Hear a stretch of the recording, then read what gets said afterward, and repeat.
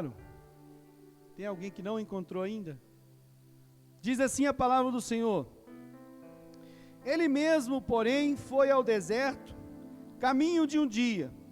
Chegou, assentou-se debaixo de um zimbro e pediu para si a morte, dizendo: já basta, ó Senhor, toma agora a minha vida, pois não sou melhor do que meus pais. E deitando-se, dormiu debaixo de um zimbro.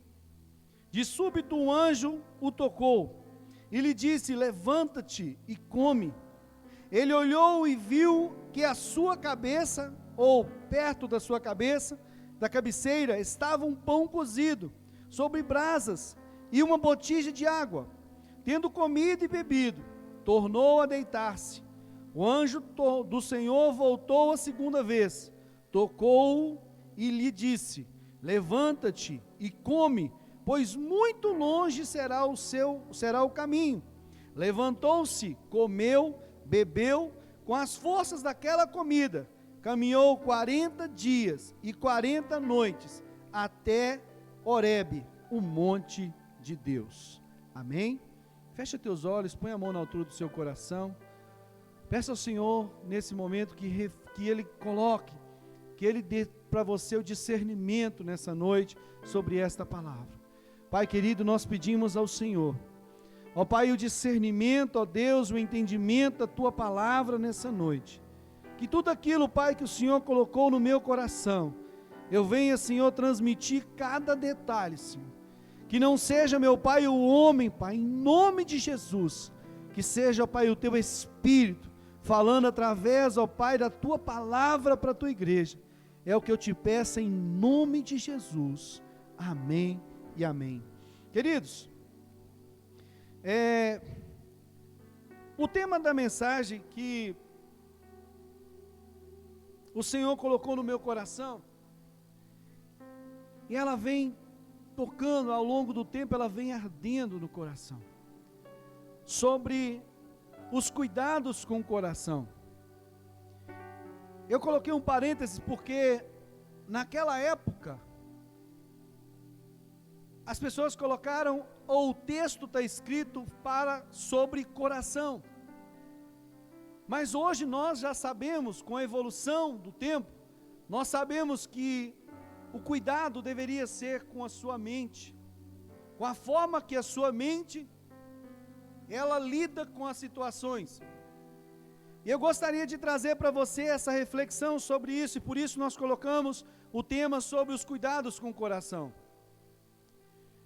Esse texto sobre Elias, você já ouviu muito sobre Elias, tenho certeza. Se não ouviu, se ainda é um novato, ainda, ou frequentou alguma igreja por pouco tempo.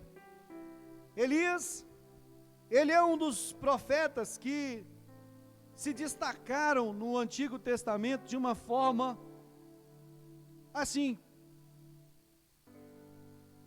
como diz, eu acho que eu me esqueci a palavra, de forma maravilhosa, porque ele foi usado por Deus de uma forma que quase nenhum outro foi usado com tanta ousadia. Elias, ele cresce no ministério, ele aparece praticamente num período onde que reinava sobre o reino de Israel, o reino do norte, que era o reino, que a capital era Samaria, e lá vai reinar um homem, Acabe, que você vai conhecer, uma mulher lembrada na Bíblia sobre Jezabel, esposa de Acabe.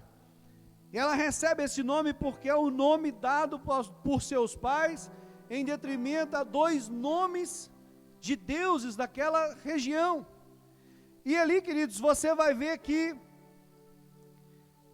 quando acontece esse problema, ou acontece a história de Elias, o povo de Israel, já tínhamos passado por Davi, nós já tínhamos passado por Salomão, e estávamos lá na frente com Acabe e com outros reis, os reinos já estavam divididos, e nós vemos que ali, queridos, nós vamos ver que Elias ela aparece para um propósito específico.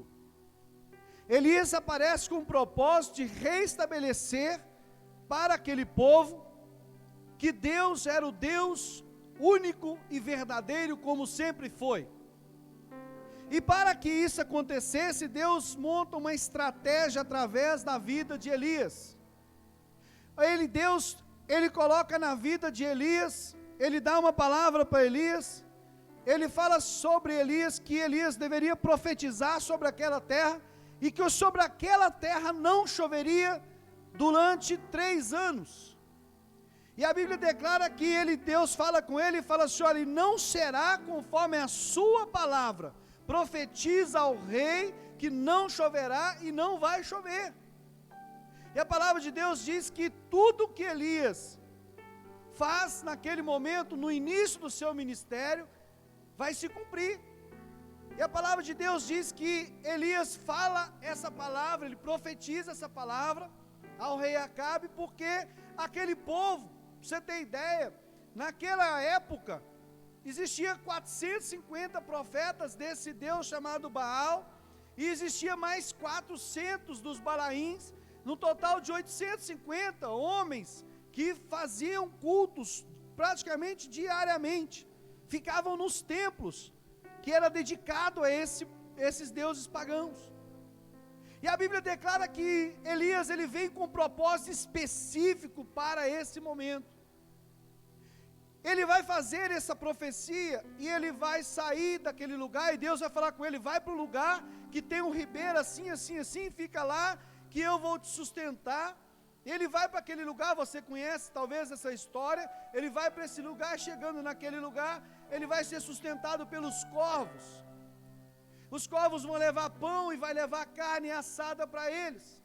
Aquele ribeirinho seca, e ali eu vou ter bem rápido, só para você entender o que aconteceu com ele.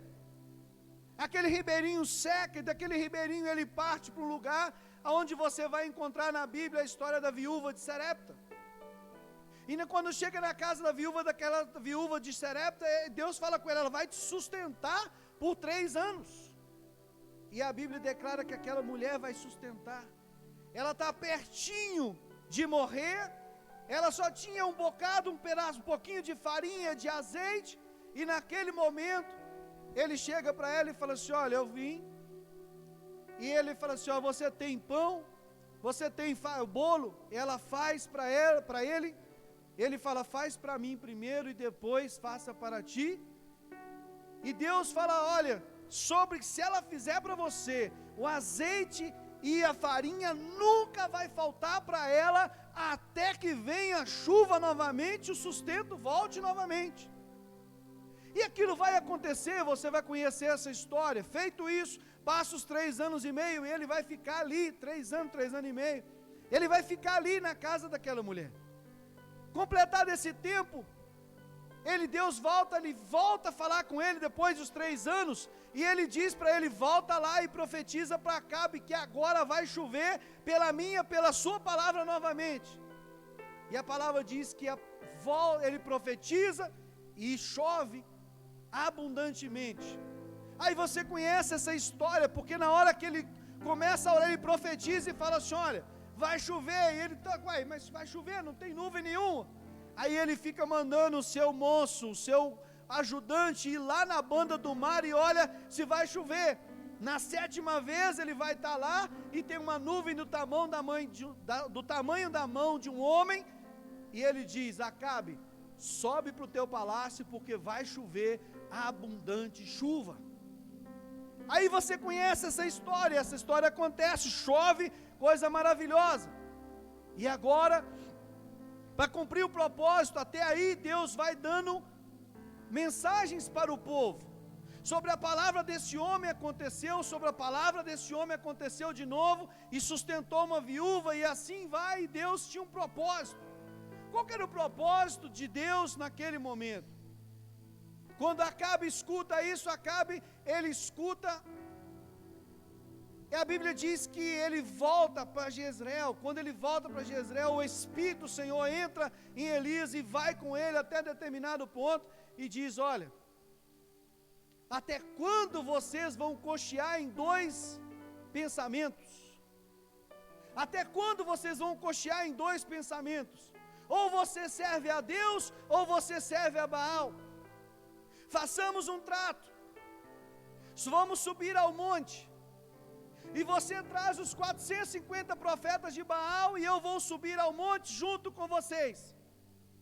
E o Deus que responder com fogo e queimar o holocausto, esse é o verdadeiro Deus de Israel.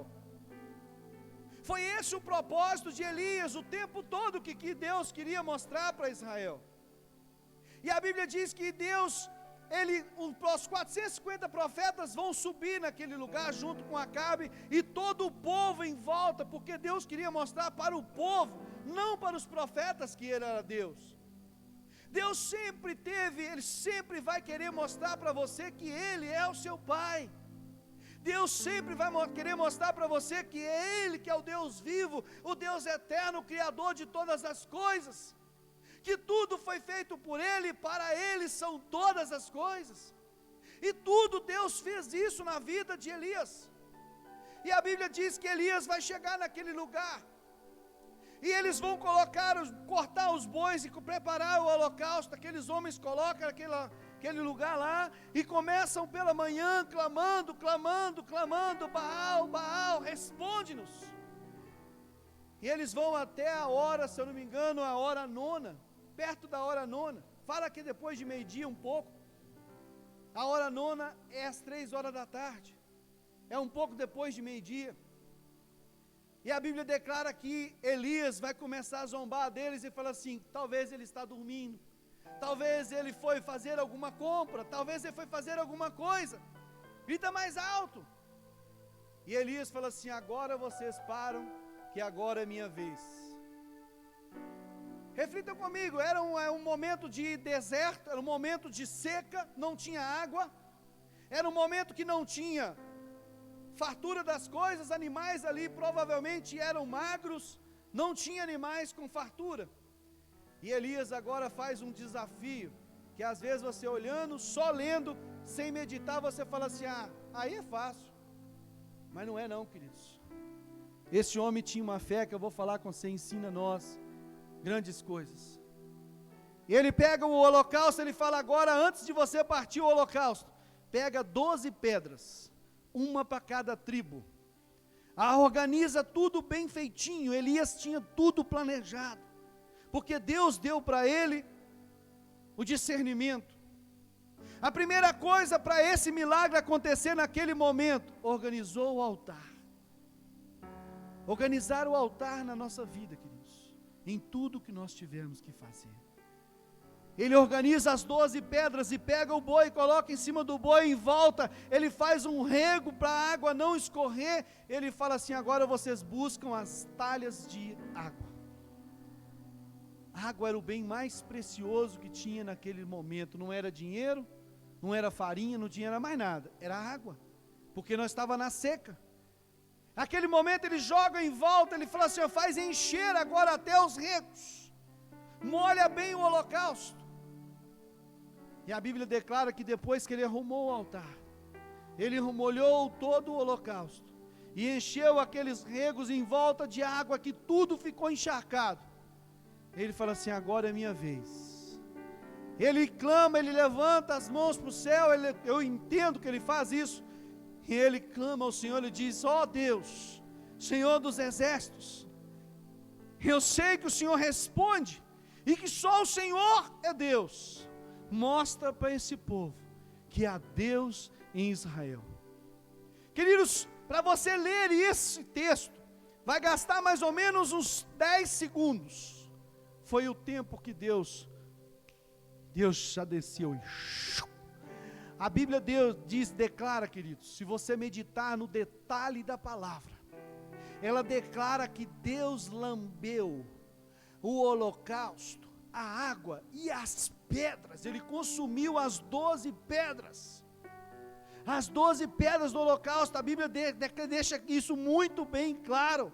Se você depois quiser consultar, ele diz aqui no versículo, no capítulo 18, ele diz aqui, então ponde, ele fala assim, Então caiu fogo do céu, no versículo 38, então caiu fogo do céu e consumiu o holocausto, a lenha, as pedras e o pó, e ainda lambeu a água que estava no rego. Que poder é esse, irmãos? Que poder é esse? Que poder é esse que tem condição de lamber uma pedra? Uma pedra que o fogo que você conhece, você pode colocar fogo nela à vontade, pode pôr maçarico nela à vontade, ela não consome. Não há nada na nossa natureza que consome uma pedra, não há nada na nossa natureza, a não ser que você triture ela e eleve não sei quantos 1000 graus de temperatura para você fundir uma pedra, transformar ela num vidro, que é o silício. Você compreende o poder que Deus usou ali? Tinha um propósito. A Bíblia declara que quando Deus lambe aquilo tudo e todo mundo olha e começa a dizer e cantar que só Jesus, só o Senhor é Deus, só o Senhor é Deus. Tinha um propósito, que todos conhecessem que Jeová era o verdadeiro Deus de toda a terra e de todo Israel. E assim acontece.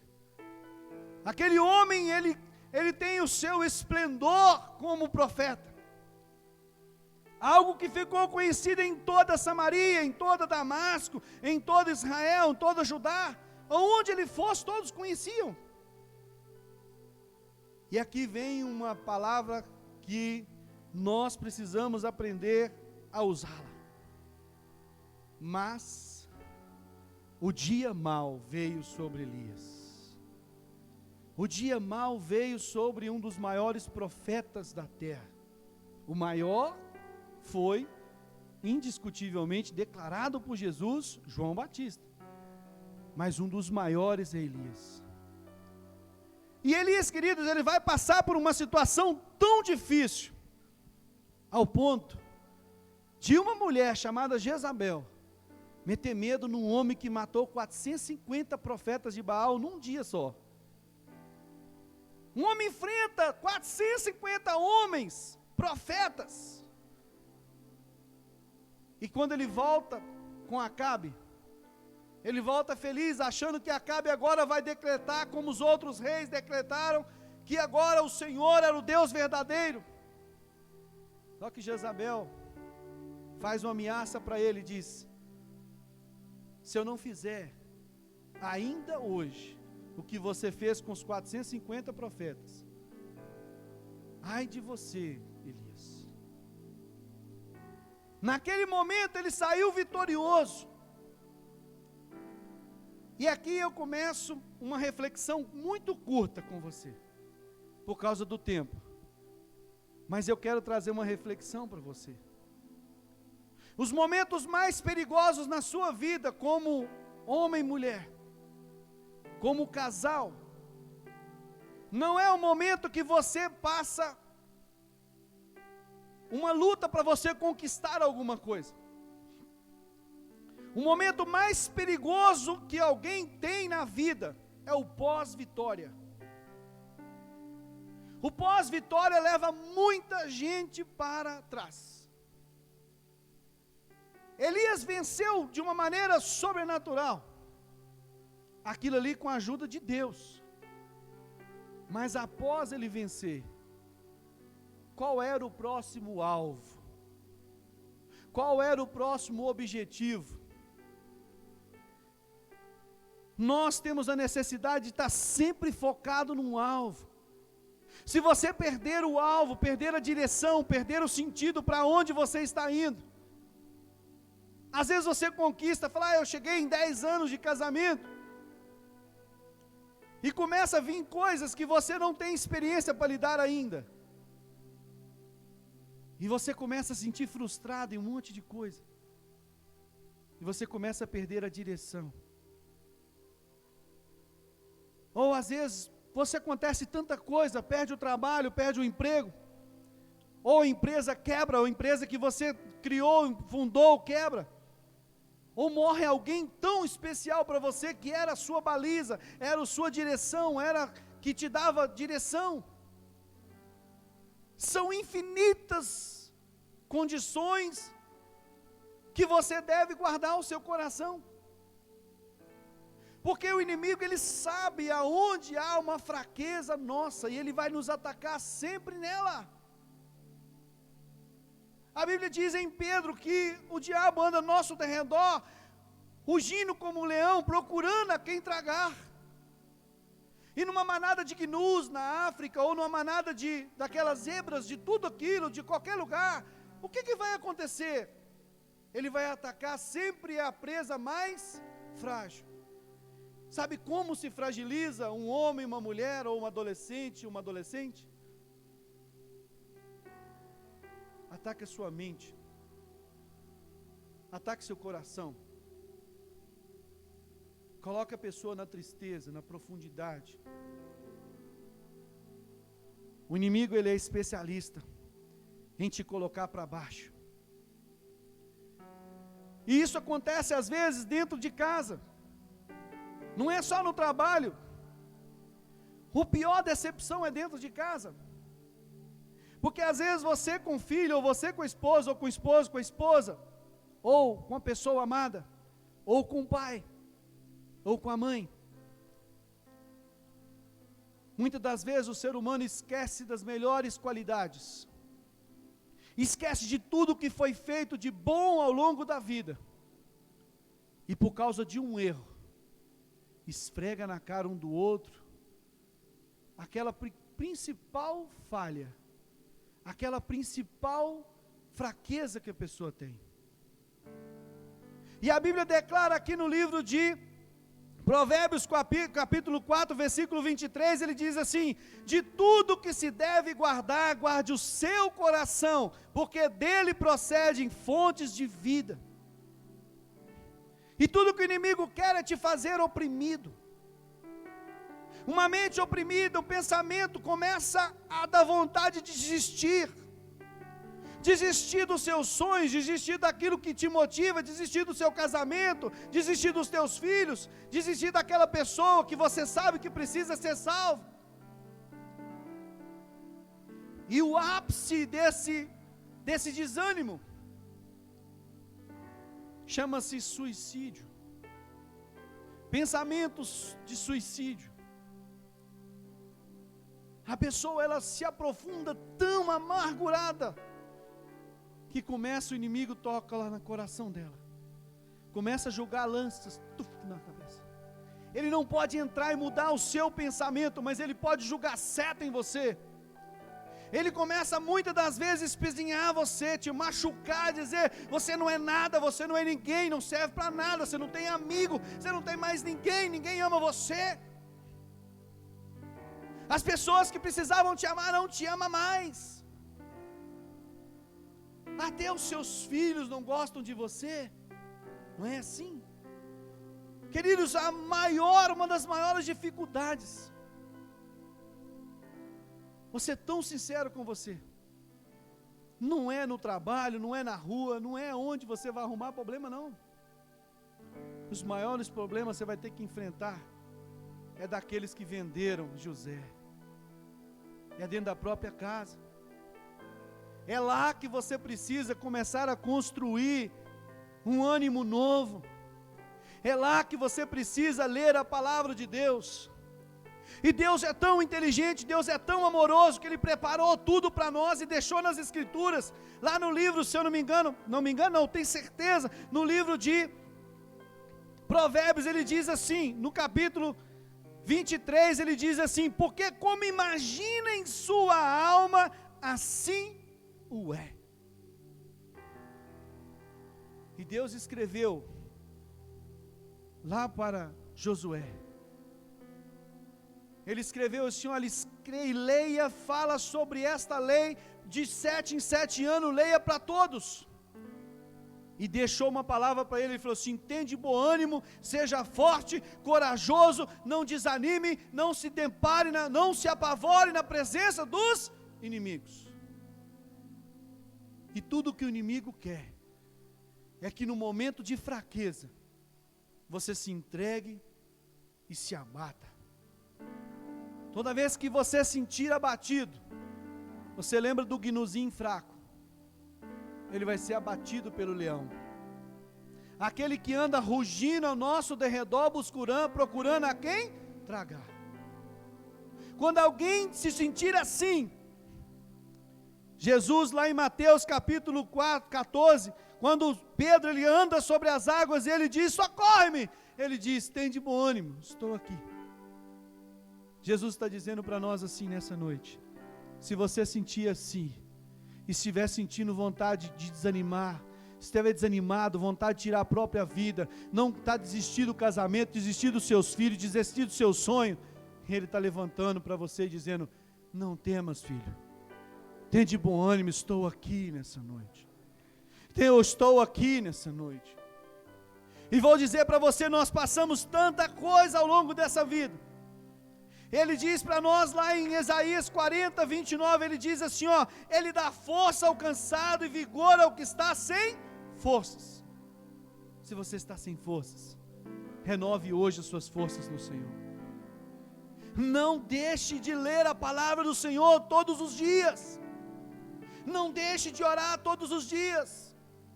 Efésios capítulo 6, versículo 10, ele diz que nós devemos nos revestir de toda a armadura do Senhor para nos proteger das setas inflamadas do inimigo. Como, pastor? Com o escudo da fé, a palavra, com a espada do Espírito.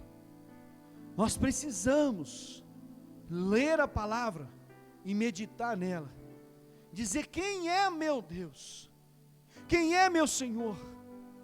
Elias passa por tudo isso, vai para um lugar e deita debaixo do zimbro, ele fala: me mata, Senhor, eu prefiro a morte, porque essa mulher vai me matar. E o Senhor fala assim: filho, o que você está fazendo aí? Levanta. E ele não tinha força para levantar. E a Bíblia diz que Deus manda um anjo levar comida, carne, em brasa para ele. Ele come, volta e deita. Já melhorou, comeu. Ele falou assim: o que você está fazendo? Levanta, come, porque você vai longe. A Bíblia declara que ele se alimenta com aquele alimento, com pão e carne. Ele andou 40 dias e 40 noites. Ele chega numa caverna, ele vai lá para a caverna e começa a ficar lá dentro. Ele falou assim: o que você está fazendo aí? Quando Deus tem um propósito na sua vida, Ele vai mandar alguém para dizer para você: o que você está fazendo da sua vida? Sai dessa caverna hoje. Deita, sai daí, não fica deitado não. Posição de combate de guerreira em pé, é com o peito estufado, é com as mãos preparadas para defender a sua família, a sua vida. Deitado é desanimado, é um símbolo de desânimo. E Deus está dizendo para nós que nós não devemos, no meio do nosso trabalho, no meio da nossa caminhada para Canaã, deitar e entrar numa caverna. Não é plano de Deus para a nossa vida. Se sua casa não está sendo um local de adoração ao Senhor e não está bem, está faltando Jesus lá dentro, está faltando culto doméstico lá dentro. Eu não estou oprimindo ninguém, eu só estou te convidando a fazer aquilo que é bom para nós conhecermos o Senhor da nossa vida. E eu quero terminar nessa noite dizendo para você: abra sua Bíblia no livro de Isaías, capítulo 40, versículo 31.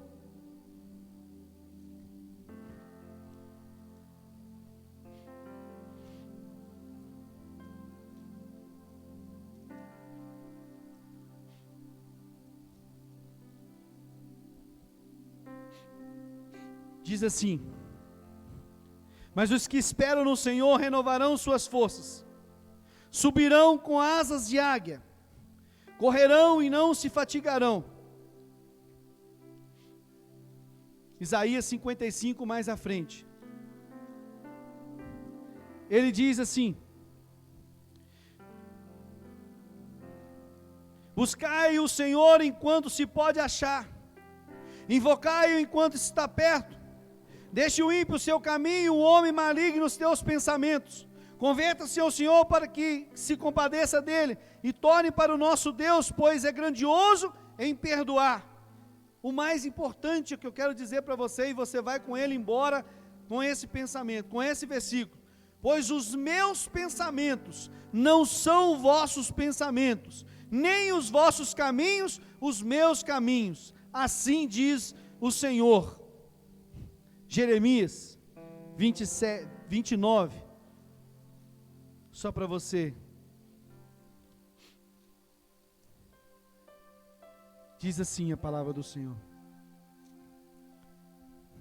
No versículo 10 ele diz assim: pois eu sei os planos que tenho para vós, diz o Senhor, planos de paz e não de mal, para vos dar uma esperança e um futuro.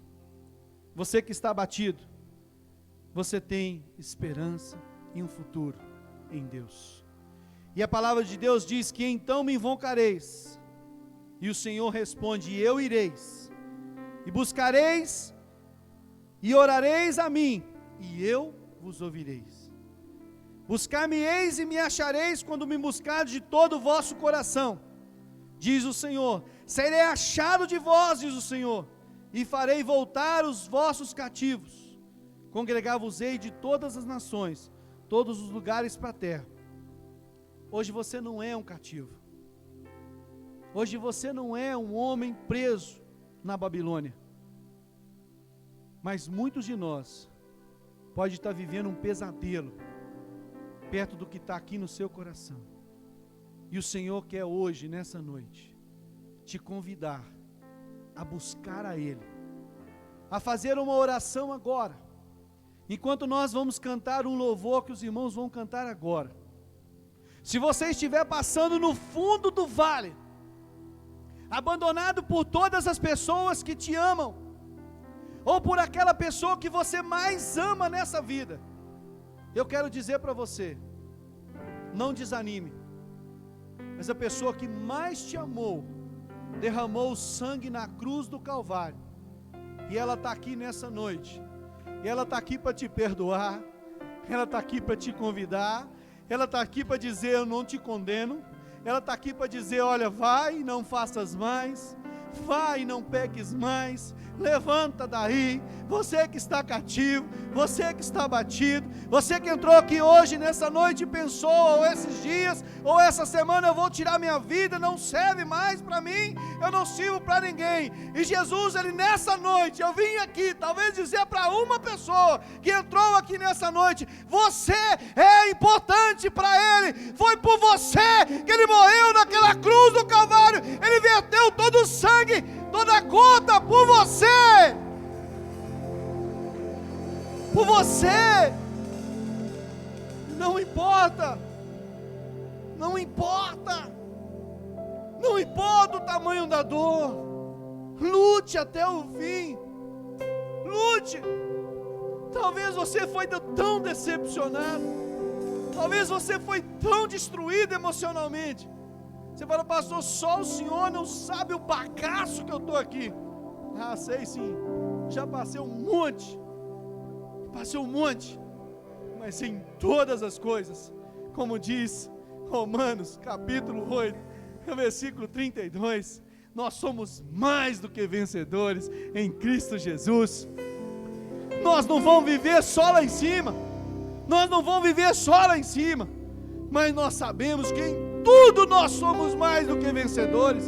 Nós sabemos que em todas as coisas o Senhor nos fez mais que vencedores. Não há espada, não há demônio, não há nada que nos vá separar nós do amor de Deus que está em Jesus Cristo, porque foi Ele quem morreu na cruz do Calvário. E antes de tudo isso, Ele já tinha declarado: eu vou ressuscitar para buscar cada um dos meus irmãos, e eu não vou deixar ninguém morrer fora do tempo.